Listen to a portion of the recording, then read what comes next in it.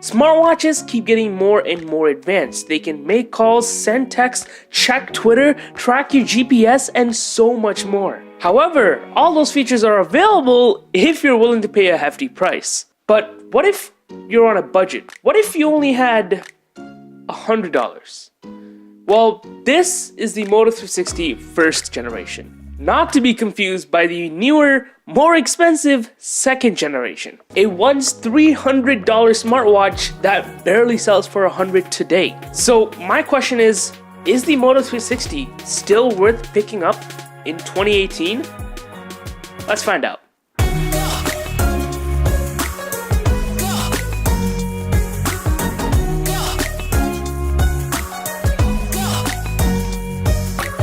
Hey guys, my name is TSP and welcome back to TSP Tech. Today we'll be looking at all the pros and cons of the Moto 360 to figure out if it's still worth buying today. So let's start off with design. A good smartwatch must not only be functional but also look good. You want to wear it not only for the features but also that sleek design to fit in with your everyday wear. Thankfully, the design is something the 360 excels at. Now, prior to the 360, smartwatches were square and bulky, and then came the 360 with its sleek, circular, almost bezel-less design. A design way ahead of its time.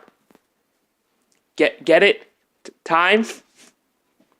Okay, moving on. Yes, even back then, notches were a problem.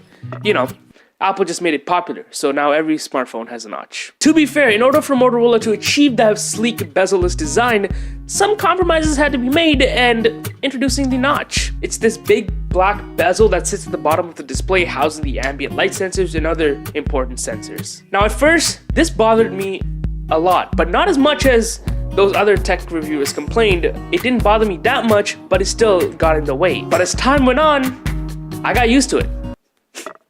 Get it? Time. There are a few scratches along the metal body, but nothing too noticeable. What is noticeable, however, is the back glass. Now I switched the default beige leather band that comes with the watch, which also, by the way, has signs of wear and tear. Not that significant, but it also has a few, leather marks that are ripped off from wearing it for over 2 years. But I switched it to a more robust, manly metal band, which also had its own problems. Now the design of the back glass, in my opinion, is terrible. Because this third-party band had this big metal piece, every time I bent the band to put it on my wrist, it would slowly crack the back glass. 3 years later, it looks like this. Now the worst part is when I contacted Motorola about this issue, they refused to fix it, saying that the issue was with the band and not the poorly designed back glass. I mean, come on, really, Motorola? Also, can we take a minute to appreciate how the screen is perfectly fine? No scratches, no cracks. Damn. It feels good to be a gangster. Okay, moving on to the display. On the front, there is a 1.56-inch circular display with a resolution of 320 by 290 covered by Gorilla Glass 3. The display gets decently bright outdoors and even has an ambient mode. Think of it as the always-on display for the Samsung phones. Except, this is an LCD screen. So unlike those amazing Samsung OLED screens, the whole thing is backlit, which means it will drain your battery harder. So that's just one thing to keep in mind when you're turning that on. Performance. In terms of performance, the 360 has a very old Texas Instruments OMAP3 processor backed up with ½ GB of RAM and 4 GB of storage. Now the processor was one of its major flaws even back when it was released. To see Motorola add such a weak processor was very disappointing, especially when other smartwatches at the time, such as the LG G Watch, were using a more powerful Snapdragon 400. Now, what does this translate to in a normal day-to-day life? Well, the 360 is pretty smooth with its occasional bugs and lags, but at times it can get very slow. So slow, in fact, that you feel like taking it off your wrist and chucking it across the room. I've had to do that a couple times.